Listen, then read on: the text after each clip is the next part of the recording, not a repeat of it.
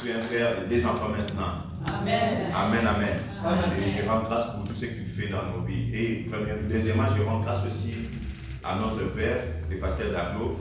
Amen, amen. Amen. Parce qu'il est notre Père, il est là pour nous ouvrir des chemins. Nous bénissons Dieu pour la sagesse qu'il a débordée dans sa vie. Il est quelqu'un, lorsqu'il te parle, donc tu dis c'est ma wow. Donc il y a la sagesse divine qui coule. Amen, amen. Amen. Alléluia. Amen. Donc quand je le vois, j'essaie un peu de contredire Eliou qui dit que non, ce n'est pas l'âge qui donne la sagesse, parce qu'il nous arrive aussi de voir la sagesse au milieu de nos vieux. Amen, amen. Donc papa est rempli de sagesse, rempli de bonté, et il ne cesse pas de nous faire du bien, il ne cesse pas de nous ouvrir des portes. Amen, amen. Amen. Alléluia. J'aimerais vraiment que nous puissions saluer cette onction. J'aimerais vraiment que nous puissions honorer cette onction. Si tu peux t'élever là où tu es, et nous allons bénir Dieu en acclamant Dieu pour l'onction. Amen, amen. Fais-le bien, fais-le bien. Fais-le bien, fais-le bien. Fais-le bien. Faire plus que ça, fais plus que ça. Alléluia. Amen, amen. Merci beaucoup, papa, pour que Dieu vous bénisse encore. Amen. Parce que lorsque Dieu continue à bénir notre papa, nous aussi les enfants nous sommes bénis. Amen. Alléluia. Amen. Parce que lorsque je vois la bénédiction, je l'avais même dit une fois, lorsque je vois la bénédiction de Dieu dans sa vie, moi je pense à David et Salomon. La Bible déclare que Salomon a eu à bénéficier de la vision qui ne l'appartenait pas. La vision de construire le temple. Amen, amen. Ce n'était pas la vision de Salomon. Mais tellement Salomon était issu de cette lignée, de cette famille, il a hérité le royaume, il a hérité le trône. Et directement, Salomon est devenu aussi l'héritier d'une vision qui ne l'appartenait pas. Amen. Alléluia. Amen, amen. Amen. Lorsque tu t'attaches à un père, tu hérites aussi de bonnes choses que Dieu l'a promis. Amen. Ah, je pensais que quelqu'un allait dire amen. Amen. Je dis, lorsque tu t'attaches à un bon serviteur de Dieu, à un père que Dieu a placé sur ta route, sache que sa bénédiction devient aussi ta bénédiction. Amen. Le combat que le père a combattu, toi tu ne le combattras pas. C'est ce que Salomon est en train d'envoyer comme au messager. Alléluia. Salomon dit que non, mon père n'a pas pu construire, bâtir le temple à cause des combats qu'il avait. Mais à ma saison, il n'y a plus de combat parce que mon père a combattu déjà pour nous. Papa, que Dieu vous bénisse pour le combat que vous avez combattu pour nous. Nous croyons vraiment par la grâce de Dieu dans notre ministère qu'il n'y aura plus de combat parce que nos pères sont déjà combattus. Alléluia. Le problème spirituel, le combat spirituel, nous, on n'a plus droit de combattre ce genre de choses parce que nos pères ont déjà combattu à notre place. Nous allons hériter la paix. Amen. Amen, amen. Que Dieu soit loué. Amen. Notre grand thème de cette année est le trône. On est en train de parler du trône de grâce. Amen, amen. Alléluia. Mais il m'a été donné de parler par la grâce de Dieu de l'accès au trône. Donc, ce soir, par la grâce de Dieu, nous allons découvrir c'est quoi l'accès au trône. J'aimerais déjà dire à quelqu'un, on peut bien plus parler du trône, mais si nous, personnellement, nous n'avons pas l'accès à ce trône-là, c'est que nous ne sommes pas bénis. Amen. Je répète encore, on peut bien nous prêcher du trône, on peut bien nous parler du trône de grâce, du trône de Dieu. Mais si nous ne nous retrouvons pas dans ce trône-là, si nous n'avons pas l'accès à ce trône-là, c'est que nos vies ne sont pas bénies. Amen. Alléluia. Amen. Voilà pourquoi Dieu m'a envoyé ce soir pour dire à quelqu'un l'accès au trône. Amen. Amen, amen. Je voulais dire à quelqu'un, il y a des endroits où tu ne peux pas y arriver si on ne te donne pas l'accès. Il y a des succès que tu ne peux pas arriver si on ne t'ouvre pas les portes. Il y a des choses qui ne seront pas attachées, manifestées dans ta vie s'il n'y a pas quelqu'un qui se lève et ouvre les dons pour les grâces dans ta vie. Amen. Alléluia. Amen. Voilà pourquoi je voudrais dire à quelqu'un, celui qui a l'accès au trône de grâce, il n'a pas besoin d'autre accès. Parce que l'accès, si tu as déjà l'accès au trône de grâce, c'est que tu as l'accès suprême. Amen. Alléluia. Amen. Amen, amen. Je voudrais dire à quelqu'un, avant d'aller chercher l'accès au millionnaire, cherche d'abord l'accès au trône de grâce. Avant d'aller chercher l'accès au mariage, comment est-ce que tu vas te retrouver dans un mariage? Cherche d'abord l'accès au trône. Parce que lorsque nous avons l'accès au trône de Dieu, c'est que nous avons l'accès à tout de Dieu. Lorsque nous avons l'accès au trône de Dieu, c'est que nous avons l'accès aux bénédictions de Dieu. Lorsque nous avons l'accès au trône de Dieu, c'est que nous avons l'accès à la gloire de Dieu. Lorsque nous avons l'accès au trône de Dieu, c'est que tout ce que nous allons lui demander, il ne nous l'accordera. Amen, amen. Alléluia. J'aimerais que nous puissions lire le livre d'Éphésiens, chapitre 2. Excusez-moi, pour honorer la parole de Dieu, je nous demande de nous lever. J'aimerais qu'un lecteur puisse nous aider. Éphésiens chapitre 2. Il va commencer au verset 11.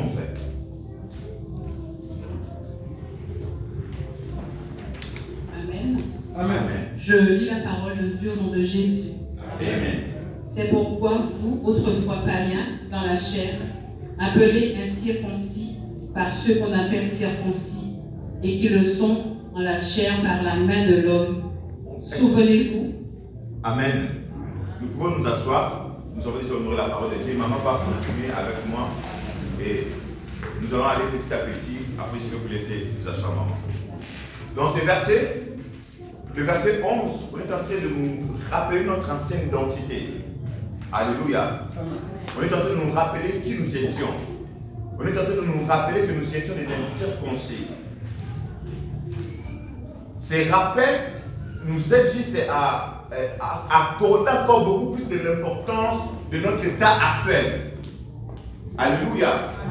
On ne peut pas, tu peux avoir la bénédiction entre tes mains, mais si tu ne te rappelles pas de ton état ancien, tu ne sauras pas apprécier ce que Dieu a mis entre tes mains. Amen. Voilà pourquoi ce verset commence à nous rappeler, souvenez-vous, l'autre fois vous étiez. Continuez, maman. Souvenez-vous que vous étiez en ce temps-là sans Christ, privés du droit de cité en Israël. La Bible dit ceci ici. Souvenez-vous à ce temps-là. Donc Dieu est en train de nous rappeler comment est-ce qu'on était des esclaves à l'époque. Amen, amen. Donc Dieu nous appelle de faire l'examen en nous-mêmes pour savoir notre état ancien et bénéficier ou valoriser ce qu'il a fait pour nous. Donc souvenez-vous, à ce temps-là, vous étiez sans Christ. Amen, amen. Je voudrais dire à quelqu'un, lorsqu'on était sans Christ, c'est-à-dire qu'il y avait la sorcellerie de notre famille qui dominait sur nous. Lorsqu'on était sans Christ, donc c'est-à-dire qu'il y avait la coutume qui était avec nous. Nous étions liés avec nos coutumes. Nous étions liés avec les lois de nos familles. Mais la Bible nous rappelle, souvenez-vous, à cette époque-là, vous étiez sans Christ. Et à cette époque-là, lorsque nous étions sans Christ, nous étions privés du droit de citer en Israël. À cette époque-là, lorsque nous étions sans Christ, donc on n'avait pas l'accès auprès du Père. C'est ce que Dieu est en train de nous rappeler. Continuez, maman. Étrangers aux alliances de la promesse. Nous étions des étrangers aux alliances de la promesse. Donc tout ce qui concerne la promesse de Dieu, ça ne nous concernait pas. Parce qu'on n'avait pas Christ en nous. Parce que nous étions privés de tout de Dieu. Privés de la bénédiction de Dieu. Privés du droit de la cité en Israël. Et surtout parce que nous étions sans Dieu. Je vais dire à quelqu'un, si tu es sans Dieu, sache-le que tu es encore sous la malédiction. Si tu vis dans cette terre, dans ce monde sans Dieu, sans Christ, sache-le que ta vie est au merci de tout le monde. Je vais dire à quelqu'un, si tu es sans Dieu, tu ne peux pas avancer. Voilà pourquoi à cette époque-là, on ne pouvait pas avancer. Tout ce qu'on faisait ne réussissait pas. Parce que nous étions privés de tout, privés de la grâce de Dieu, privés de la gloire de Dieu. Amen. Mais mais ça reste dans notre passé. Amen. Aussi longtemps que ces choses ne puissent pas être dans ton passé, sache-le que tu souffres encore, tu es encore esclave. Continue, maman. Sans espérance et sans Dieu dans le monde. Mais maintenant, en Jésus-Christ, vous qui étiez jadis éloignés, vous avez été rapprochés par le sang de Christ. Amen. Mais la Bible commence maintenant, entre maintenant à notre présent, maintenant en Jésus-Christ. Vous qui étiez sans Dieu, vous avez maintenant l'accès. Vous qui étiez sans Dieu privé, aujourd'hui vous pouvez maintenant la voir. J'aimerais dire à quelqu'un, Christ a changé notre identité. Ah, je rappelle encore quelqu'un, Christ a changé ton identité. Désormais tu n'as plus l'identité de ta famille. Désormais tu ne fais plus partie de la sorcellerie de ta famille. Désormais tu ne fais plus partie de la loi de ta famille. Parce que la Bible déclare maintenant. Je déclare dans ta vie maintenant est arrivé. Ah, je déclare dans ta vie maintenant a sonné. Je prophétise dans ta vie maintenant les choses vont changer. Parce que tu ne pries dans ton ancien état. Parce que tu ne dépends plus de la sorcellerie de ta famille. Christ est venu pour marquer l'ancien temps et le nouveau temps dans ta vie.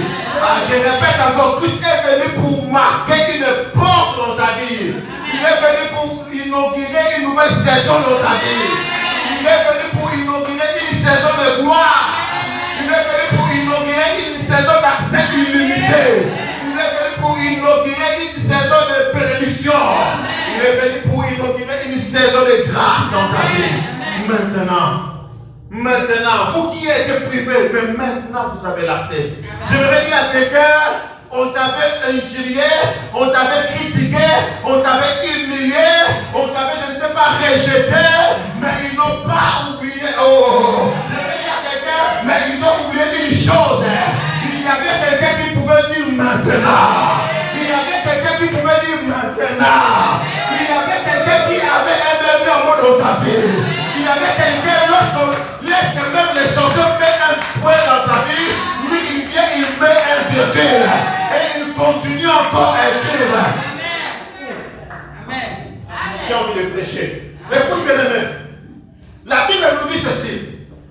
Lorsque l'ange a visité Marie, l'ange est venu dire à Marie, c'est que tu ne sais pas Marie, ta parente Elisabeth, au moment où nous sommes en train de parler, elle a une grossesse de 6 mois. Alléluia. J'aimerais dire à quelqu'un, il y a des annonces, il y a des messages que toi-même tu ne peux pas parler à ta place. Je dis à quelqu'un, il y a des choses, lorsque Dieu fait dans ta vie, Dieu te ferme la bouche. Tu ne parles pas à ta propre place. Tu ne te défends pas.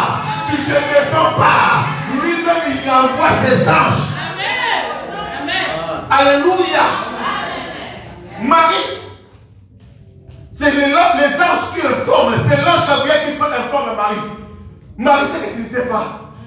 Ta parente, ta cousine, Elisabeth, au moment où nous sommes en train de parler, sa grossesse est déjà à 6 mois. Oh Elisabeth, mais Marie c'est ta sœur. Pourquoi tu n'avais pas informé? Elisabeth me dit, prophète Shaddai, j'ai beaucoup souffert pour avoir cette grossesse. Lorsque je souffre pour avoir quelque chose, Dieu ne me permet pas d'aller divulguer, il ne me permet pas d'aller prononcer, il ne me permet pas d'aller annoncer à tout le monde. Lui-même, il fait son part. Voilà pourquoi je voudrais dire à quelqu'un, je ne sais pas l'identité qu'on t'a déjà collée. Parce qu'au moment où l'ange visite Marie, Marie dans sa tête a encore l'idée qu'Elisabeth est stérile. Alléluia. Le temps au moment où l'ange visite Marie, Marie dans sa tête, ça, elle sait toujours que Elisabeth est encore stérile. J'aimerais dire à quelqu'un, ils seront surpris. Ils seront surpris que Dieu avait déjà marqué le plus dans la famille. Ils seront surpris que Dieu t'avait déjà élevé. Ils seront surpris que Dieu avait déjà changé de l'état. Ils seront surpris que Dieu t'avait déjà guéri de tout dans la vie. Ils seront surpris que toi tu étais déjà marié. Ils seront surpris que toi tu avais déjà acheté ta voiture. Ils seront surpris que tu avais déjà un Dieu. Ils seront surpris que toi tu avais déjà acheté une maison. Ils seront surpris que tu es déjà grosse. Ils seront surpris que tu as déjà 3 enfants. Ils seront surpris que tu as déjà les face. Je déclare à quelqu'un qu'ils seront surpris. Ils seront surpris. Ils seront surpris. Parce que Dieu ce soir est venu pour te libérer. Alléluia. Marc sait toujours que ma sœur est encore stérile. Tandis que dans les calculs de Dieu, dans le plan de Dieu, Elisabeth a déjà une grossesse de 6 mois. Écoute maintenant. Laisse-les penser ce qu'ils peuvent penser. Il y a ceux-là qui pensent que toi tu es toujours malade. Mais aujourd'hui tu es fatigué. Il y a ceux-là qui pensent que ta situation ne va pas changer. La Bible déclare, lorsque Absalom a pris le trône de David, les gens commencent à crier. Il n'y aura plus pour lui de salut auprès de son Dieu. Qui est-il pour prononcer de telles paroles? Ils disent qu'ils n'auront plus de salut pour lui auprès de